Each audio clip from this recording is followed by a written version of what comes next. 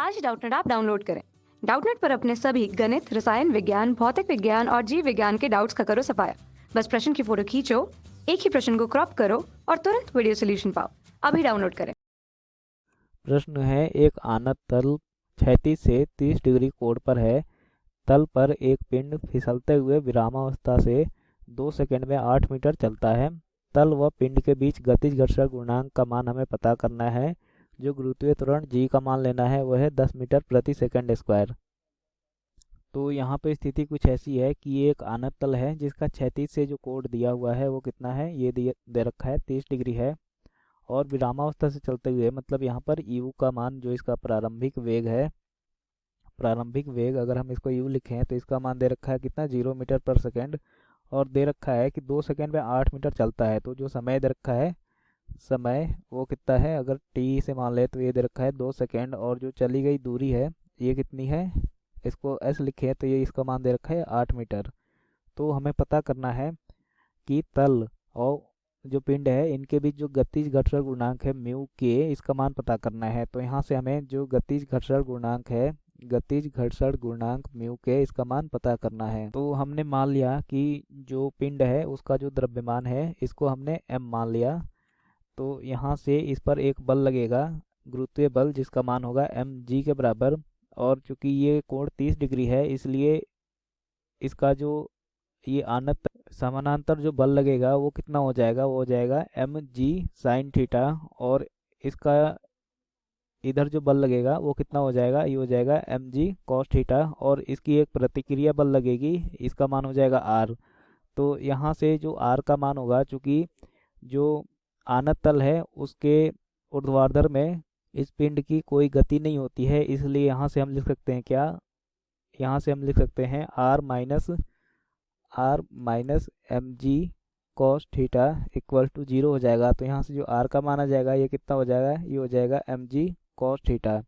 और यहाँ पर चूंकि हमने माना है कि जो तल और पिंड के बीच की जो गतिज घर्षण गुणांक वो म्यू के है, तो इस घर्षण गुणांक के कारण इस पर एक बल लगेगा पीछे की तरफ, क्योंकि यहाँ पे जो गुरुत्वीय बल का लगता है इधर जो आनत तल है इसके समानांतर, तो इसके कारण एक पीछे की तरफ ये बल लगेगा, इसको एफ के लिखते हैं। तो यहाँ से जो एफ के का मान हो जाता है वो हो जाता है कितना, ये एफ के हो जाता है म्यू इंटू आर के बराबर। और आर को हम लिखते हैं कितना, ये हो जाएगा म्यू इंटू आर है एम जी कॉस थीटा के बराबर, तो ये हो जाएगा एम जी कॉस थीटा।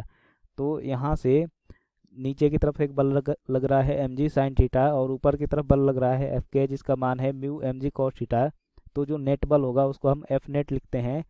तो मान लिया कि नेट बल नीचे की तरफ लग रहा है, तो एफ नेट का जो मान हो जाएगा ये कितना हो जाएगा, ये हो जाएगा F net equal to M G sine theta minus mu, और यहाँ पे जो म्यू है वो म्यू के बराबर है, तो ये हो जाएगा क्या, म्यू के into M G into cos theta. तो यहाँ से एफ नेट का जो मान आ गया वो कितना आ गया, अगर यहाँ से एम जी कॉमन ले ले तो ये हो जाएगा M G into sine theta minus mu के इंटू कॉस थीटा के बराबर।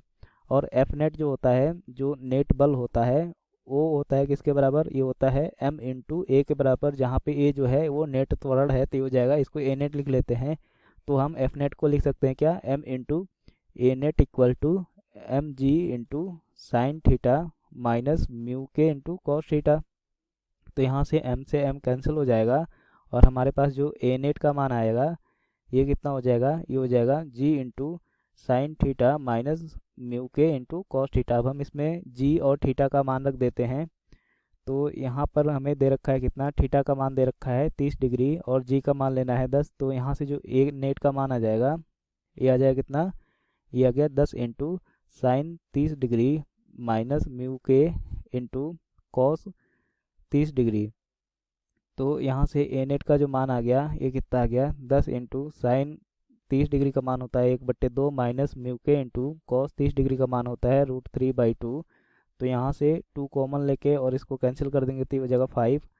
तो ए नेट का जो मान आ गया ये कितना है, 5 इंटू 1 माइनस √3 इंटू म्यू के। तो यहाँ से हमें ए का मान मिल गया।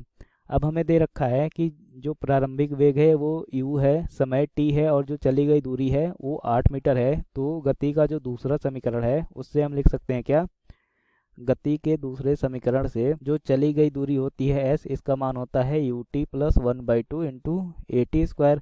और यहाँ पे जो a होगा वो a नेट के बराबर होगा, और चली गई दूरी दे रखा है 8, तो ये हो जाएगा u 0 दे रखा है, तो ये हो जाएगा 0 into T plus 1/2 into a net का मान कितना है, ये है 5 इंटू 1 माइनस √3 इंटू म्यू के इंटू टी का मान दे रखा है 2, तो ये हो जाएगा 2 का स्क्वायर। तो यहाँ से हमारे पास क्या आ जाएगा, हमारे पास आ जाएगा 8 equal to 5/2 into 4 into 1 minus √3 into mu के बराबर आ जाएगा। ये है म्यू के।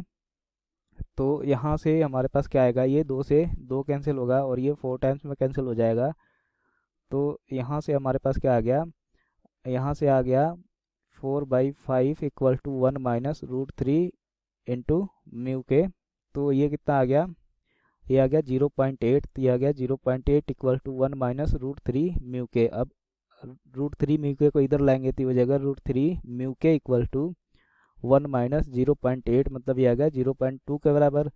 तो यहाँ से जो म्यू के का मान आ जाएगा, ये कितना आ जाएगा, ये आ जाएगा 0.2/√3 के बराबर, और ये हो जाएगा 0.2/1.732। तो यहाँ से जो म्यू के का मान आ जाएगा वो हो जाएगा 0.115 के बराबर। मतलब जो गतिज घर्षण गुणांक है म्यू के, इसका मान कितना आ गया, गतिज घर्षण गुणांक म्यू के का मान आ गया कितना, 0.115। तो ये हो जाएगा हमारा फाइनल आंसर। कक्षा 6ठी से 12वीं से लेकर नीट, IIT, JEE वो एडवांस के लेवल तक 1 करोड़ से ज्यादा छात्रों का भरोसा। आज ही डाउनलोड करें डाउटनेट ऐप या व्हाट्सएप करें अपने सारे डाउट्स 8400 400 400 पर।